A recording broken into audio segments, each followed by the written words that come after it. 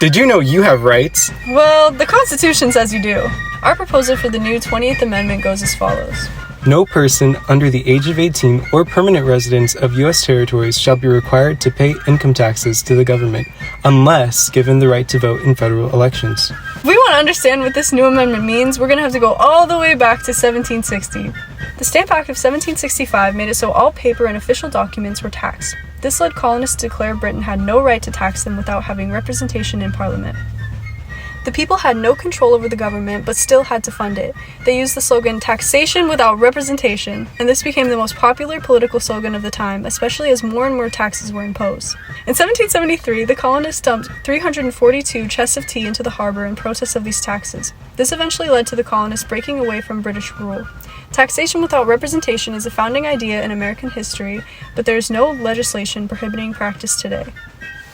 So, here's a proposal that wouldn't have worked as well. No persons under the age of 18 or people living in U.S. territories shall be required to pay income taxes to the government. It's our intent by this amendment that people who can't vote in federal elections don't have to pay taxes since they aren't represented. The language ensures that only minors and people who don't live in one of the 50 states don't have to pay income taxes to the government. We can't just say anyone who lives in U.S. territories doesn't have to pay income taxes because it leaves open a massive loophole. If you wanted to take advantage of the system, some people may just have a property in the U.S. territory even though they can still vote and make American wage. So that's why we need the caveat that if you can vote in federal elections regardless of where you live, then you still pay income taxes. We did this in order to avoid any loopholes people can take advantage of. There's really not any other way you can write this that doesn't leave vulnerabilities people can take advantage of. So who does this even apply to? This amendment will protect minors who work from being unfairly taxed by the government. Under the 26th Amendment, anyone under 18 cannot vote for government officials. It will also protect anyone living in a U.S. territory from paying taxes because they cannot vote for U.S. officials.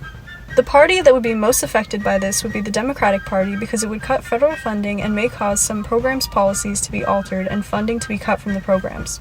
The Republican Party may or may not support it because it would lower taxes but also lower funding to programs they may care about, such as the military budget.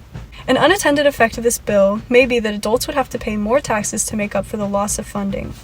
This is nice and all, but why do we need this? Well, there are citizens of the United States, like minors, that have to pay certain amounts of taxes each year to the government, even though they aren't represented by that government, meaning they can't yet elect officials to government positions.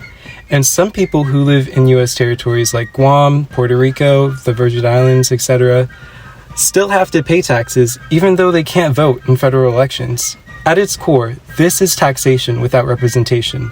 We pay certain taxes annually to keep the government we voted for afloat, so it isn't fair that we are charging individuals who can't vote these fees. And it's not like you can be under 18 forever. And most kids who do work are around ages 15 to 17 anyway, so it's not like they're going to make out like fat rats with this piece of legislation. Plain and simple, it's just more fair. So how would this amendment even get passed? So a likely path this amendment would take is first a proposal through Congress. It could also be passed by state conventions with 2/3 of the states holding conventions, but it would be harder to pull off due to the size and the amount of legislators present. So let's just say it spawns in Congress. 2/3 of the House and the Senate is needed to approve its proposal to spark the fuse. That would be pretty difficult since this legislation doesn't really pertain to them, and the people it does pertain to don't really even get a say in the first place. That's the whole point of this amendment. Next, 3/4 of all 50 states need to ratify this amendment. That basically means legislators will vote yay or nay on this amendment nationwide. When all is said and done, and now that everything is passed, you now have the 28th Amendment of the United States of America.